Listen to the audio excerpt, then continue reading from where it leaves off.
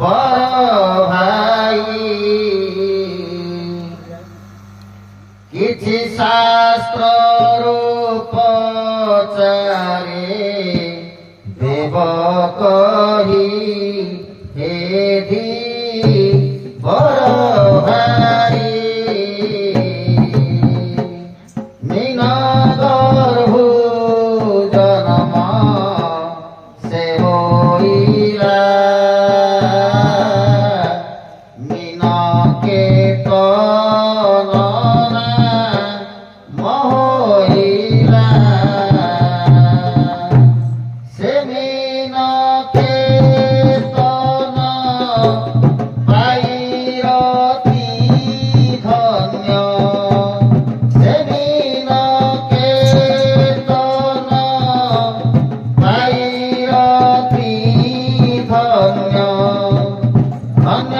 হেলা রতি স্বামী পাই হেধি বড় ভাই যেউ মিন গর্ভে এহু থিলা মিনর নামক ইব ভলা ধীবর নাম করিব বর্ণন ধীবর নাম করিব বর্ণন সবু সন্দেহ দূর হই হেধি বড় ভাই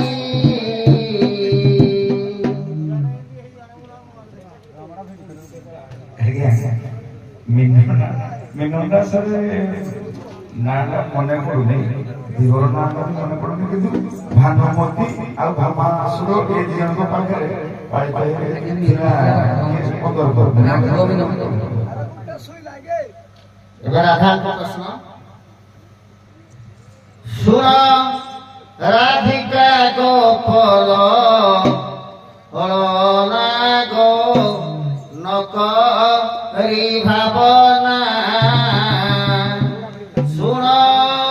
রাধিকা গোপল হলনা গো নকরি ভাবনা তুম্বষ্ট সখী রখিও বাকি তুম্বষ্ট সখী রখিও বাকি কথা পচারুছি সিনা গো নকরি ভাবনা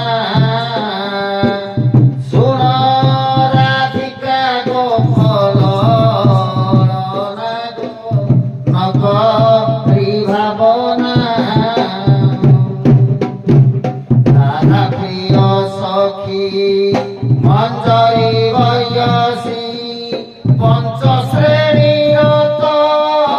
এমানে অছন্তি রাধা প্রিয় সখী মঞ্জরি বয়সী পঞ্চ শ্রেণীরত এমানে অছন্তি কুহ পঞ্চ শ্রেণী সখী সিনা গো শুণ নকরি ভাবনা শুণ রাধিকা গোপল না গো নকরি ভাবনা কথাରେ ହେଲା ରାଧାଙ୍କର ଯୋଉ ଗୋପପୁରରେ ଥିଲେ 16,100 ସବୁ ଗୋପାଙ୍ଗନା ଥିଲେ ତା ଭିତରୁ ରାଧାଙ୍କର ହଉଛି 8 ଜଣ ସଖୀ କୃଷ୍ଣଙ୍କର ମଧ୍ୟ 8 ଜଣ ସଖୀ କିନ୍ତୁ ରାଧାଙ୍କର ଯୋଉମାନେ ସବୁ ଯୁବତୀ ଥିଲେ ଅର୍ଥାତ୍ ପ୍ରୌଢ଼ ନଥିଲେ ମାନେ ବୟସ୍କା ନଥିଲେ ସେମାନେ ହଉଛନ୍ତି ଅଷ୍ଟସଖୀ କିନ୍ତୁ ତାଙ୍କ ଭିତରୁ ବୟସ୍କା ଯୋଉମାନେ ଥିଲେ ବୃଦ୍ଧା ଜାତୀୟ ଯୋଉମାନେ ଥିଲେ ତାଙ୍କ ଭିତରୁ 5 ପ୍ରକାର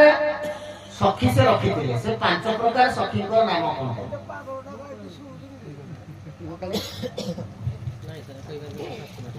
ଆଜ୍ଞା ସୁଲେଖା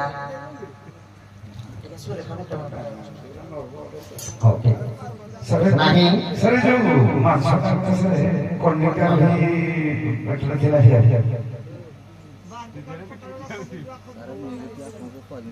ଏବେ ସଖୀ ମାନେ ଟିକେ କହିବ ସର୍ବଲୋକ ଗଇ ଶୁଣ ମନ ଦେଇ କିଛି ଶାସ୍ତ୍ର ରୂପ ଚାରଇ ଏକ ଦିନେ କୃଷ୍ଣ ଅଚେତ ହୋଇନ ଯଶୋଦା କୋଳେ ଗଲେ ଶୋଇ ଗୋପୀକେ କହିବ ପଦ୍ୟଟି କେଥିଲା କେଉଁ ଉପଚାର ସର୍ବ ସମାଚାର ଗୋପୀକେ କହିବ ତ୍ରିଭଲା ଗୋପୀକେ କହିବ ପଦ୍ୟଟି କେଥିଲା। ସଖୀ ମାନେ ଏବଂ ରାଧା ମିଶିକିନା କହିପାରିବେ ଦିନେ ଭଗବାନ କୃଷ୍ଣ କଣ କରିଛନ୍ତି ନା ଯଶୋଦାଙ୍କ କୋଳରେ ଦିନେ ଏଭଳି ଅଛନ୍ତି ହଠାତ୍ ମୂର୍ଚ୍ଛିତ ହେଇ ଖସି ପଡ଼ିଲେ। ତେଣୁ ଆଉ ଚେତା ଫେରି ପାଇଲେ ନାହିଁ। ସେ ତାଙ୍କୁ ଭଲ କରିବା ପାଇଁ କିଏ ବଦ୍ୟ ହେଇଥିଲେ ଏବଂ କଣ ଉପଚାର କରିଥିଲେ ଯେ କୃଷ୍ଣ ଅଚେତ ଅବସ୍ଥାରୁ ପୁନର୍ବାର ମୂର୍ଚ୍ଛିତ ଅବସ୍ଥାରୁ ପୁନର୍ବାର ଚେତନା ଫେରି ପାଇଥିଲେ। ଆଜ୍ଞା ରାଧା ନିଜେ ଆଜ୍ଞା ଯୋଉ ତାଙ୍କର ବେଦର ଉପଚାର ଆଜ୍ଞା ପୂର୍ଣ୍ଣମାସୀ ସଖୀ ଆଜ୍ଞା ଆଣିକି ପାଣି ଦେଇଥିଲେ କୃଷ୍ଣ ଆଜ୍ଞା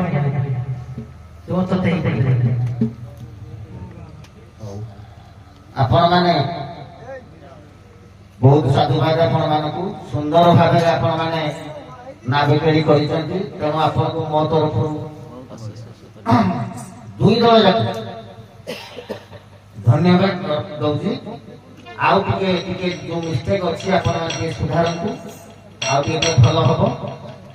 ତ୍ରୁଟି ହଉଛି କଣ କଣ ରୋଲଟା ଯେତେବେଳେ ଆପଣ ଯୋଉ ଗୀତ ଅନୁସାରେ ରୋଲଟା କରୁଛନ୍ତି ସେତେବେଳେ ସେଇଭଳି ଭଙ୍ଗୀ ବି ଆବଶ୍ୟକ, ନହେଲେ କଣ ନା ଟିକେ ମାଧୁର୍ଯ୍ୟ ରହିବନି। ଠିକ ଅଛି, ବହୁତ ଧନ୍ୟବାଦ। ଆପଣ ମାନେ ମଞ୍ଚରେ